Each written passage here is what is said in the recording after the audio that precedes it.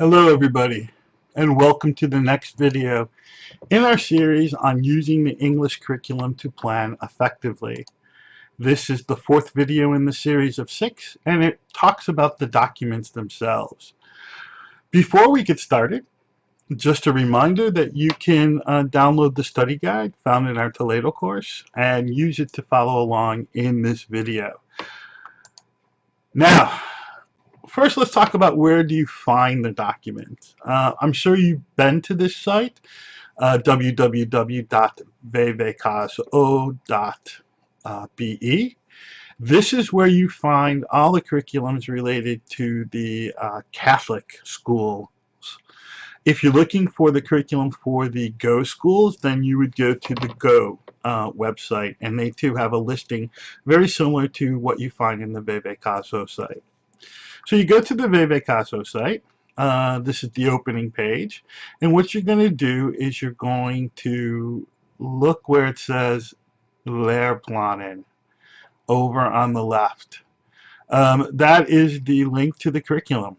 Click it, and you come to this next page, which asks you which grade, or possibly you're teaching in the 7th year, so the specialization year.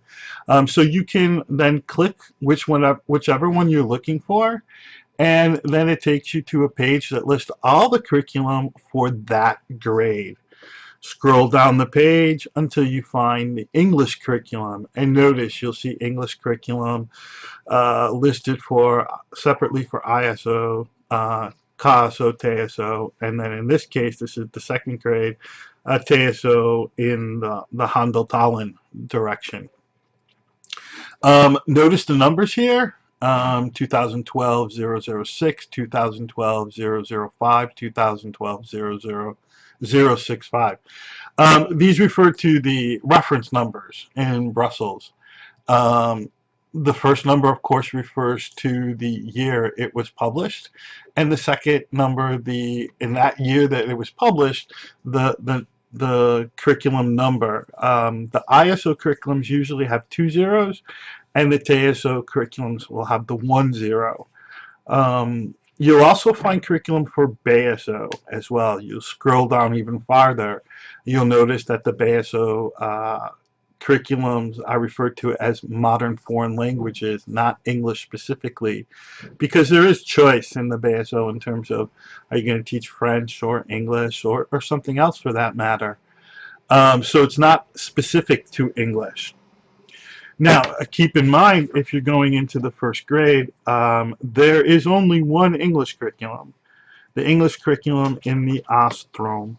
There is no curriculum in the B-Strom. Okay, so, and notice there's no differentiation between ISO, CASO, TSO in the A-Strom. And in BSO, there is no foreign language taught in the 1st grade.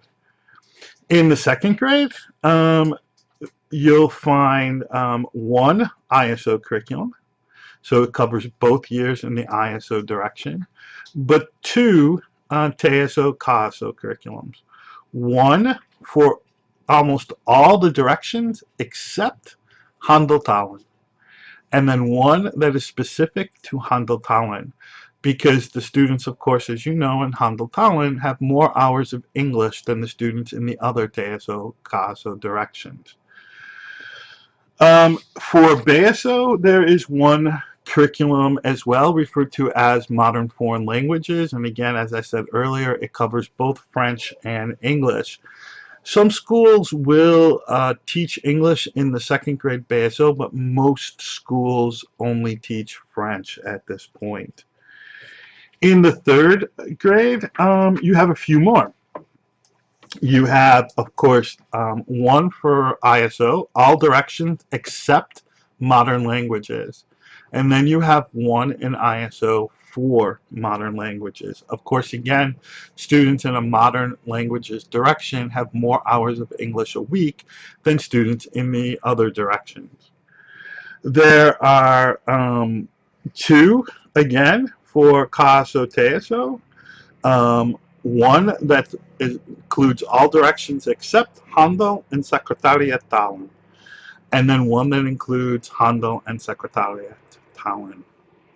There's also one BSO curriculum referred to as the Modern Foreign Languages curriculum, again, for the 3rd grade of BSO. You should also be aware that there is a Modern Foreign Languages curriculum in the 7th year, the specialization year. This is for those students who decide to do that 7th year in BSO. So that curriculum is important because you can teach in that level as well. So you may be asked to teach in that level. So that's a very specific, and actually those are very difficult classes to teach sometimes, depending on the school that the students attended for regular secondary school, and when they go into a specialization class, they may or may not have English. So that's always in the 7th year a very mixed bag of students that you're working with. So those are the different curriculum. Those are where you find them. Now, before we go into looking at the structure of the document, let me probably answer a question that's burning in the back of your head. Do I have to read the curriculum? The obvious answer is you should. You should actually read all 3. Let's say you're teaching in the 1st year of the 2nd grade, so the 3rd form. You need to know what the students were expected to do before they got to you, but you also need to know what the students are expected to do when they leave you. That informs the decisions that you actually make in teaching your classes. So it's important that you should peruse, skim the documents, but you should have at some point look them over closely. Maybe not reading them in totality, reading different sections as it becomes important to your classes, but it is important that you do take a look at them. And during this semester, you'll be asked to read sections of the curriculum in preparation for various classes. Okay. Actually, for the last 2 videos, you have to read a section of the curriculum in preparation to watch those videos and then to do the activity associated with those videos in class. So, I have uploaded all the curriculum for both VV-Caso and the Go schools in our Toledo course. My suggestion is that you download all these documents to your hard drive. That way they're easily accessible to you and you don't have to always keep going to the VV-Caso site or to the Go site to find them. So please make sure that at some point you download all the curriculum documents so you have them. Okay, the structure. Structure is real easy. The curriculum is presented in 2 parts. Part 1 consists of an opening situation where the curriculum writers describe what it is you'll be dealing with your students. What knowledge do they come in with? What knowledge are they expected to leave with? And then it lists all the objectives. And the objectives are broken into 8 subsections. The 5 skills: listening, reading, speaking, spoken interaction or spoken production, writing. And then in addition, the intercultural component, and then vocabulary and grammar. So 8 different set of objectives that you need to be aware of and working with. The second part of the curriculum document is referred to as the FAQ, the frequently asked question. In this section, the curriculum writers try to answer some of the questions that may appear from teachers of English. And we'll take a look at what are some of those subsections in that section. The section that you need to be most concerned about is, of course, the first section, the objectives. What I have done is I have created and pulled out the various charts and created one document for the 1st grade and one document for the 2nd grade that just lists the objectives and nothing else. That too is located in Toledo, and we'll be using that document in our very first class. All right, let's take a look closely at these 2 sections. The objectives. The first thing that you get in the objectives is you get a listing of the objectives. Let's notice a couple things here. This is for reading in the second grade. The first 5 objectives deal with the various text types: information text, prescriptive text, narrative text, argumentative text, and artistic literary text. And then these first 5 objectives deal with what you need to be able to do with these texts. So notice there's a nice little scheme here. For all 5 texts, students have to do all 5 objectives. That is, they need to be able to tell the topic, they need to be able to tell the main idea, find relevant information, talk about the text structure, and things like that. Notice also that each one of these objectives is given a number. LE for reading, LU for listening, and so on. So you can refer sometimes to these numbers so long as you're using the right number. The number in parentheses at the end of each objective refers to the specific end term or standard. This is where they match up. So what the curriculum writers have done is taking the end terms, the standards, and reduced them to these objectives that you need to meet in your class. Also notice that they talk about the different levels. So what do you need to do at the copying level, the describing level, the structuring level, and the judging level. Notice copying is not in the second grade curriculum. The students should be out of just the copying mode. They should be into the other 3 levels instead. In addition, there's always a reflection objective, as in this case, objective number 9. The students need to be able to reflect on language use as well. This is a difficult one to sometimes assess, but you still need to be able to teach it. You still need to be able to do something with it. Still need to get students to talk about the language itself. So that is difficult. They continue here, and they also will include a strategy objective, as in LE10. These are the strategies that you need to teach in association with this skill area or knowledge area. In this case, things like rereading passages, or forming hypothesis about the text, predictions, things like that. Recognizing vocabulary because they're transparent words. So you need to be able to teach these. So even though this is one standard, notice there are 8, 9 parts to this. So you need to make sure that you're hitting these throughout the year as well. And then finally, there's always what they call the attitude objectives. These are things like the students appreciate, the students are encouraged to read, things like that. This too is a difficult one sometimes to assess. So we talk about how do you assess the attitudes, because it is a little different than giving them just a passage to read. A willingness to read, noticing the aesthetic component of a text. Yeah, how do you do that? We'll talk about that as well.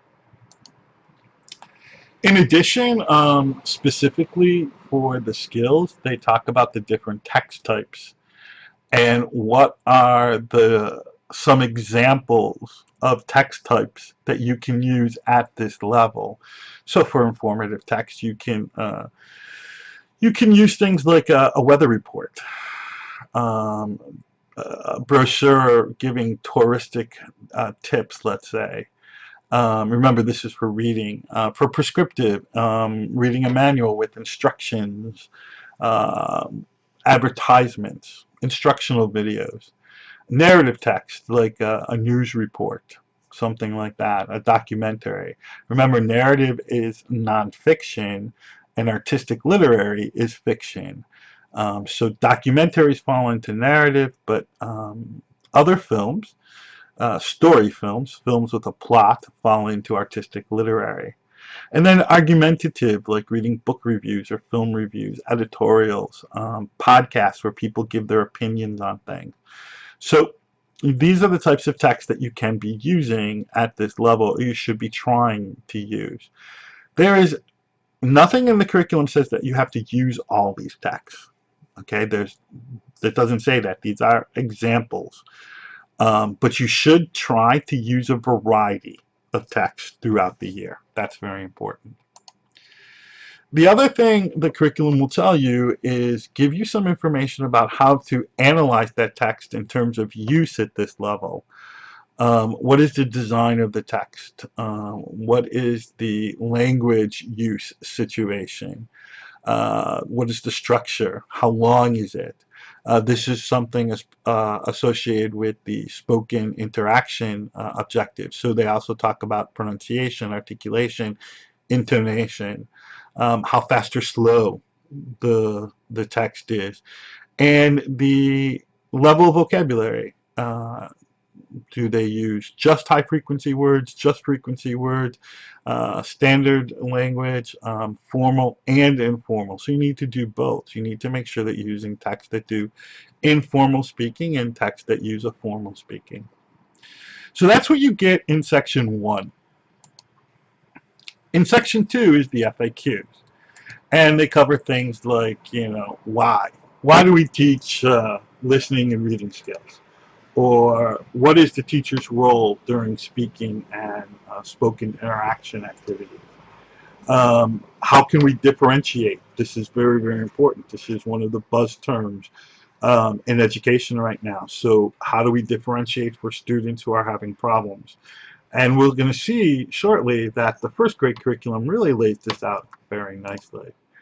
What is the role of literature in a lesson? Which English should you use? What about American English? Is that acceptable? What do they have to say? How can we insert ICT into our lessons? Different types of evaluation, and we're going to look at this section in depth when we talk about assessment in class. They also give you a list of resources that you can go to for more information, and they also give you a glossary at the end where they define some of the terms that are used throughout the curriculum. So that is the structure, the objectives and the FAQs. Again, you need to be most concerned with the objectives. The FAQs are there to help you and guide you in the planning stages. Now, there are a couple differences between the documents. As I mentioned earlier, the first grade curriculum really spells out the concept of differentiation. It's very interesting what they do. They set up this step approach, let's say, EBV. E is elementary, B is basic, a V, which stands for deepening, is actually advanced. And then there's also a U, which would be extra. The idea is that in the first grade, students who are working at the elementary level, that is the minimum. I think we saw in the last video as well. And B is what every student at that level needs to reach at, and V is for those students who can go beyond. In any one class, you may have students that are working at the E, B, or V levels. You will need to differentiate for them. Interestingly enough, the second grade curriculum does not talk about this concept, these management levels. The third grade curriculum does refer back to them and says now all students should be working at a V level, and especially in ISO. So it's very interesting. So we do have to take this into account on how we plan and how we teach and how well we know our students. And I have a document on Toledo that takes all of this differentiation information and puts it into one document that we can use when we talk more about differentiation and assessment as well. The other thing that's different is now in the third grade curriculum, they talk about vertical alignment. They're always talking about vertical alignment. Vertical alignment means that there is a strong progression from the first grade to the second grade to the third grade. So therefore, objectives in all three documents have to sort of match up. And what they do now in the third grade curriculum, since that's the last curriculum to come out, they show you exactly how the objectives from the three documents match up. And what you really get here is this concept of what's being done. Notice in first grade, we're seldom dealing with prescriptive text or argumentative text. We deal more with the informative and narrative, a little bit with the artistic literary, a little bit with the prescriptive, but there's no argumentative, and that's very important. So you shouldn't be including argumentative text in your first grade class unless your students can truly go to that V level. And then notice some of the changes. So instead of just looking at the text structure in first grade, we now are looking at the cultural language. How does the language of the English-speaking world affect the text? You get that in the second and then in third grade. And then notice too that we move from just the describing level in the first grade to now structuring in the second grade and then judging in the third grade. So again, there's this alignment, this movement. So the curriculum should build up, and that's what it shows. At the same time, the curriculum talks about horizontal alignment. And the concept of horizontal alignment is all the teachers who are teaching in the second form of the first grade should be teaching the same thing. Not exactly the same way, that's not fair, but they should have a set of goals, objectives that they're meeting at the same time. And that's what we're going to talk about in the next video. That's called curriculum mapping. And it's really important.